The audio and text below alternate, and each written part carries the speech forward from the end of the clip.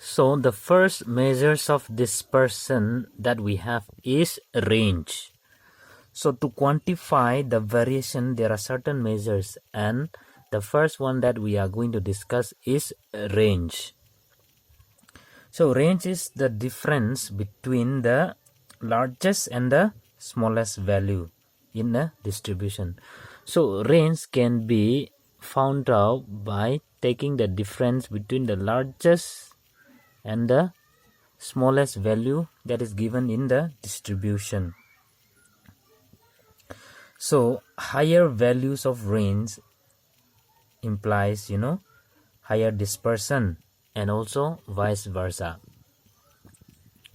So here from this we can understand that higher the range means that it is implying the higher dispersion.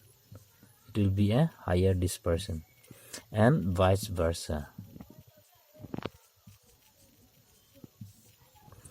Because range is the difference between the largest value and the smallest value given in the distribution, and from there we can conclude that higher the range, implying that there will be a higher dispersion, and vice versa. So let us say there are numbers given here: 20, 30, 40, 50 and 200.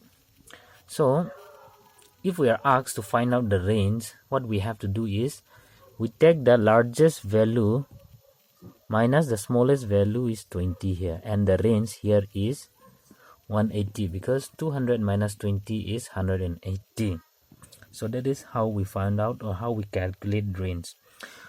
So what if the range,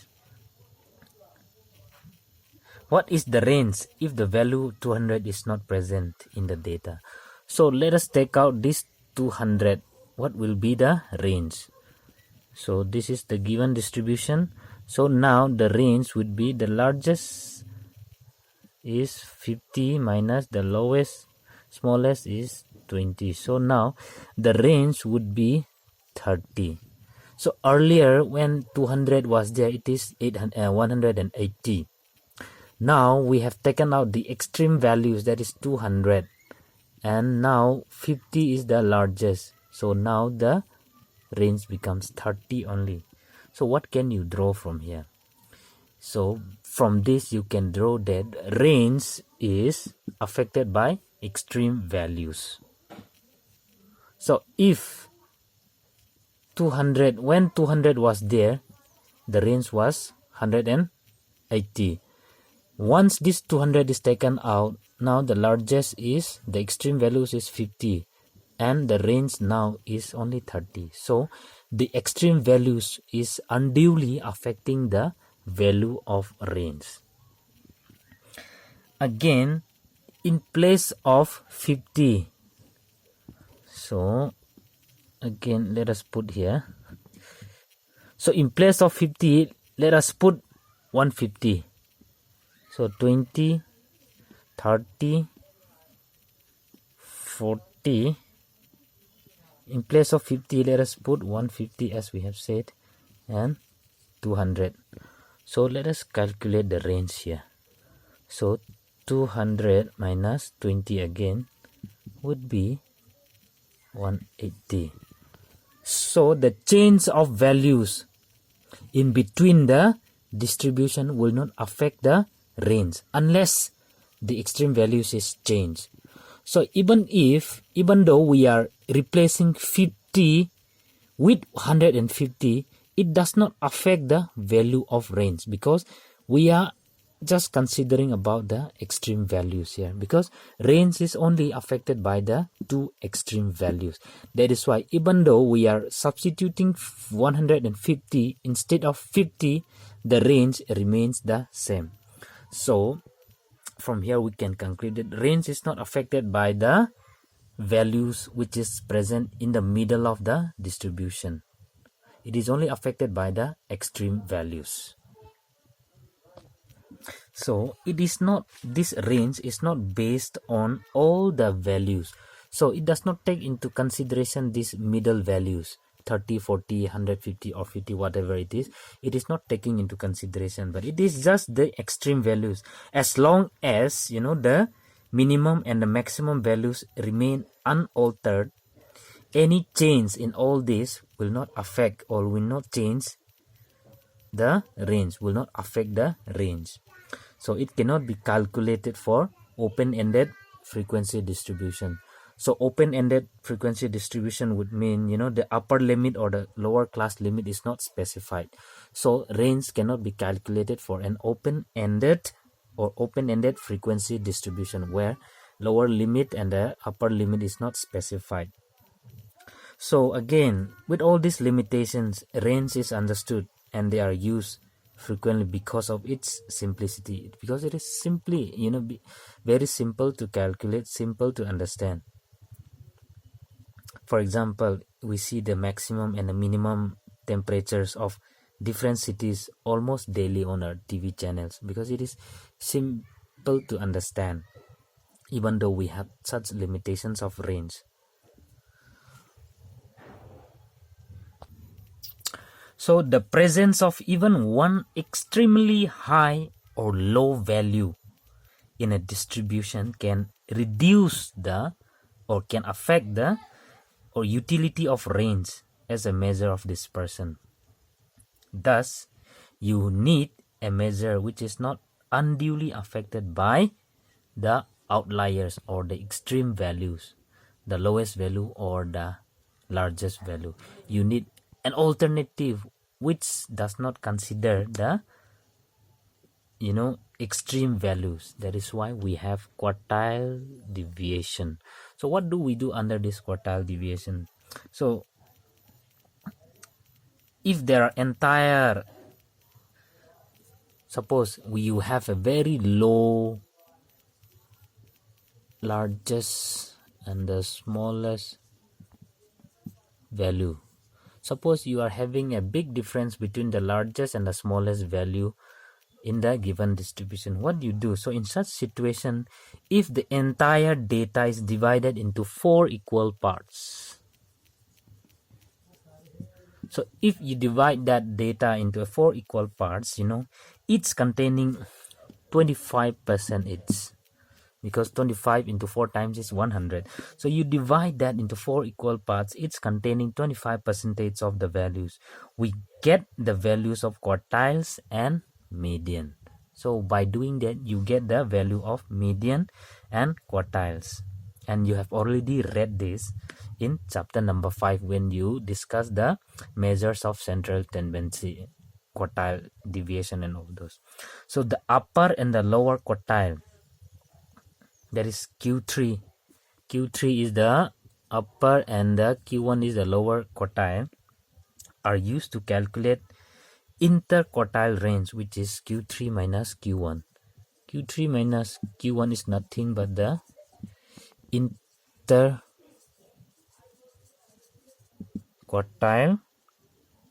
range. Interquartile range, Q3 minus Q1, the upper limit and the lower limit. So interquartile range is based upon the middle 50% of the values. So this is based on middle 50% values. Therefore, you know, they are not affected by the extreme values. Or so half of the interquartile range is called quartile deviation. Again, half of this is called quartile deviation. So how do we calculate this QD? So QD is given by Q3 minus Q1 divided by 2. So that is how you calculate quartile deviation. And quartile deviation is nothing but the half of this 50% of the interquartile range. So let us try to calculate this quartile deviation with the given example. So this is an ungrouped data. So from this ungrouped data, let us try to calculate the range and also the quartile deviation. So range, as we have said, it is equal to the largest value minus small. So here the largest you can see is, I think it is 70 minus the smallest is 20. So range is 50. What about quartile deviation?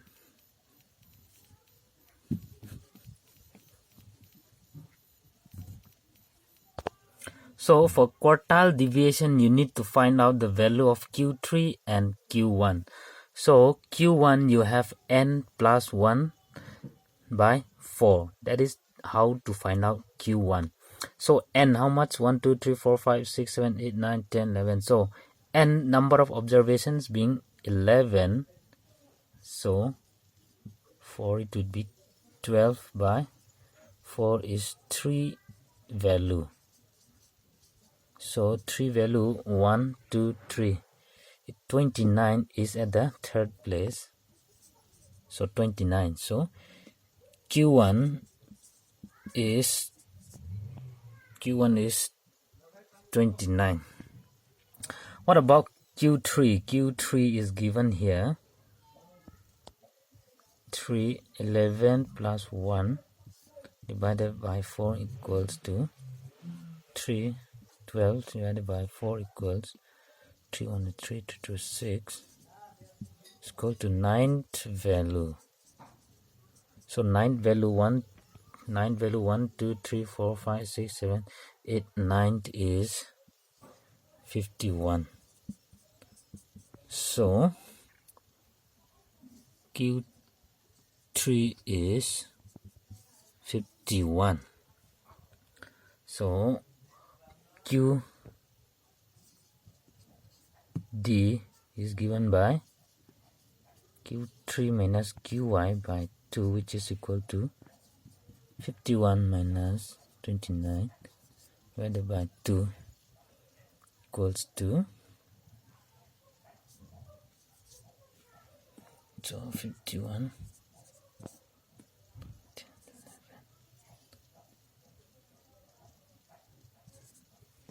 22. This is equal to 11. So here the quartile deviation is equal to 11. So that is how we find out quartile deviation for the ungrouped data. And we have already studied how to find out median. So you will notice from here that 11 or the QD, quartile deviation, is the average difference of the quartiles from the median. So you try to find out the median. Median is you sum up all this divided by the number of observations and you will get median. So here it is saying that the QD or 11 is the average difference from the quartiles from the median. So the next problem is calculation of range or quartile deviation for a frequency distribution. So what we have just done is frequency quartile deviation or calculation of range for ungrouped data. Here it is group data or frequency distribution. So for this, first let us find out the range. So range is nothing but the difference between the upper limit of the highest class and the lower limit of the lowest class. So range here would be 90 minus 0. So it is 90. Range is 90 here. But for quartile deviation for frequency distribution, you need to find out the cumulative frequency.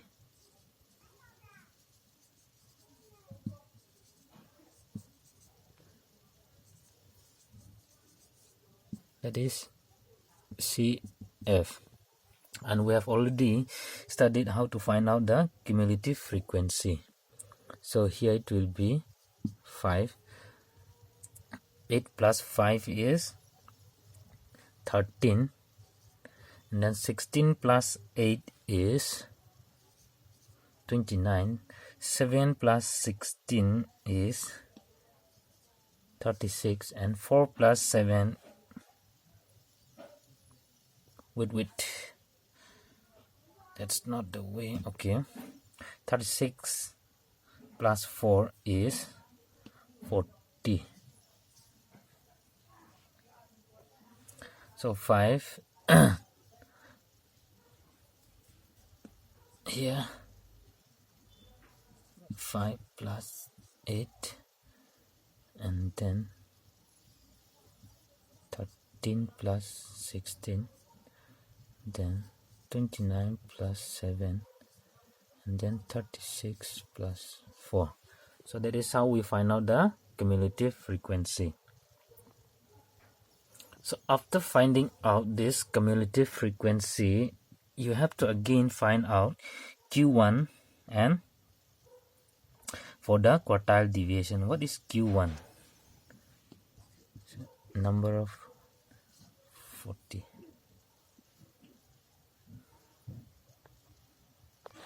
So here try to find out Q1. So Q1 is n by 4th value, which is equal to n is 40 here, number of observations 54, so it is the 10th value, Q1. So the class containing the 10th value is 10 to 20. So 10 to 20, this is the class value. Hence Q1 lies in class 10 to 20. Now to calculate the exact value of Q1, the following formula is used to calculate the exact value of Q1. So this is the formula to find out the real value of Q1. So here L is nothing but the lower limit of the relevant quartile. So here the lower limit is 10. So 10 plus n by 4 is how much? We have found out that n by 4 is 10.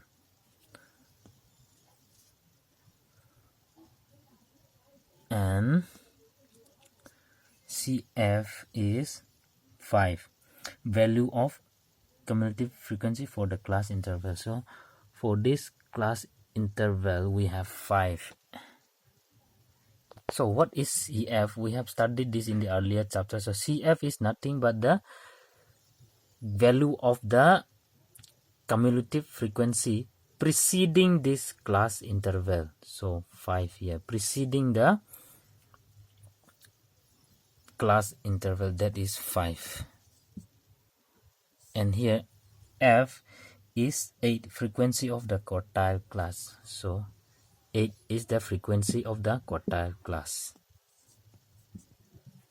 And I is the interval of the quartiles. So class interval here it is 10. So that is how to find out the real value of Q1. So let me repeat again. 10 is the lower limit of the class interval, plus n by 4 we have found out that it is the 10th value, and CF is the value of the cumulative frequency preceding the class interval, preceding the quartile class, so which is 5. And I, which is the class interval, that is 10. 8 is the frequency of that quartile class interval. So now Q1 is 16.25. When you calculate all this, you will get this answer. Q3, it is 3n divided by 4. So 3 into n is 40 divided by 4. Because 3 4 is 12. 120 by 4. So it is 43. So it is the 30th value. So 30th value lies where? It lies at 40 to 60 class interval. So 40 to 60 is the quartile class. So 40 to 60 here lies the 30th value here.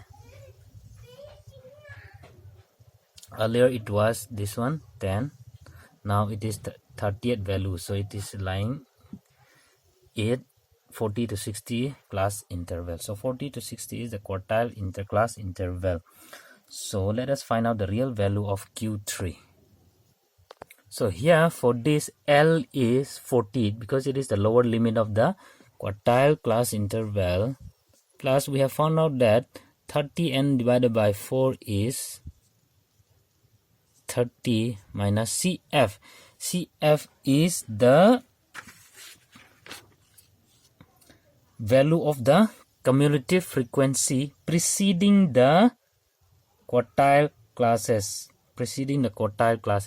So this is the quartile classes. So the cumulative frequency preceding is 29. So here CF is 29 and F here is the cumulative frequency for that quartile class, the F7, the frequency, I mean not the cumulative frequency. F is the frequency for that quartile classes, so 7, and I is the class interval. So here the class interval is 40 to 60, so it is 20. 60 minus 40 is 20. So when you calculate that, what you will get is 42.87. So we have found out the Q1 and Q3 values. So quartile now at last, Q3 minus Q1 by 2. So Q3 is 42.87.